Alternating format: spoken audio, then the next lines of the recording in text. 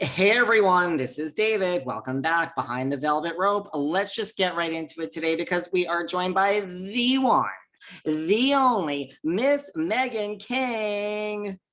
Hello, hello. Thank you for having me. Oh my God, what is going on today, Meghan? You're in Missouri, right?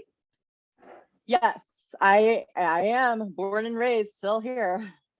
How is that going today? Are you having You a know, busy day with the oh, children? Tell me everything. well, actually my sister, she's just now leaving. I am having a very busy day with the children. My son is exhibiting some poor behavior at school, and I was just called to pick him up for the second day in a row.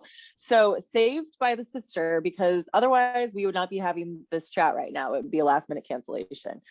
Let me tell you, though, motherhood is just a joy.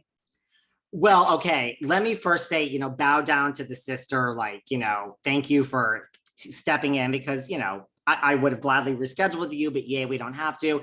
And listen, I mean, that's the thing. Like you have given a new definition to, mommy vlogging. You're making the everyday, mundane, often, listen, I don't have children, but I have lots of friends who do, often disastrous experiences. You're giving humor to these things and just shedding. So I think loving all of that, which we're going to talk about. You're saying you're Thank killing it. you. You're killing it on TikTok. Your TikToks are absolutely Thanks. hilarious. One Appreciate it. 1 million Instagram followers. But listen, you also now have this YouTube channel where you are bringing us down memory lane and recapping these episodes Yes. of RHOC. When you Right. watch these episodes of yourself back, for the 3 years you were on the show, seasons 10, 11, and 12, are you like, who is this woman? I mean, so much has happened to you since, or do you have vivid memories? I do both. I just got done watching an episode and recapping it just before you and I got on, and it was God. It's cringy. It's like it's cringe. It's I'm binging and cringing. Like I but I do go put myself back in those moments. But I think probably the most surprising thing for me is how confident I was.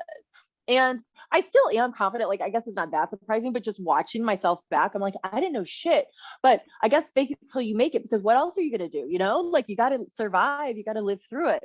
But oh gosh, there's a lot that I'm telling my former self now, my past version of myself, that I wish I would have known then. I had cringy written down. Not that I'm cringed out by you, but just that was one of my questions of like, I mean, I can't listen to myself on this podcast. Like, I'm like, oh, please, David. I feel it. I feel it. What words come to mind? Like when you just recall, Meghan King during these 3 years of your life, like what words come to mind? Naive, cringy, questionable fashion and hair choices, questionable makeup choices and jewelry. Um, Definitely denial, like concerning my relationship with my ex-husband. Um, and gosh, I think I was wise beyond my years in a lot of ways, but I also think that at the same time, I was like searching for answers, and I didn't get the support that I thought that I would from the other older women on the show, because I was the youngest by a long, like a lot, by a lot. By a lot. Like, Yeah. did you know what the OC was like? Did you go in, like, did you watch? Did you know what, like, did you have preconceived notions of like Vicki, Tamra, Shannon, Heather, or you didn't I even did. watch? I did have preconceived notions, although I didn't really watch, but I would channel surf. And this is like back when, everybody had mainstream cable television. Like streaming services were a new thing back when I was on my first season, on season 10. And so everybody would channel surf, and so I'd stop, on the Real Housewives, and I kind of got to know Vicki, I got to know Tamra, and I was like, oh, I'm gonna be friends with Vicki. Tamra and I are gonna totally clash, and it was the complete opposite. Complete. Isn't it funny how that works out? Yeah, yeah. But I didn't know. Like I knew kind of their stereotypical characters, but I didn't know.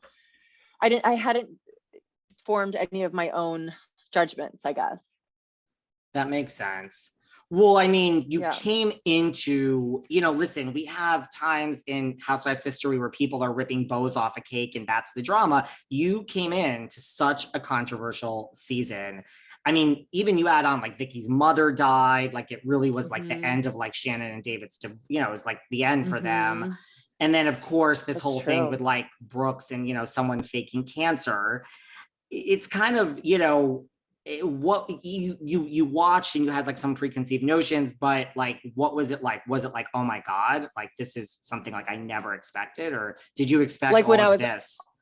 like when I was filming, or now looking back? Like when you were filming, like when you stepped into it?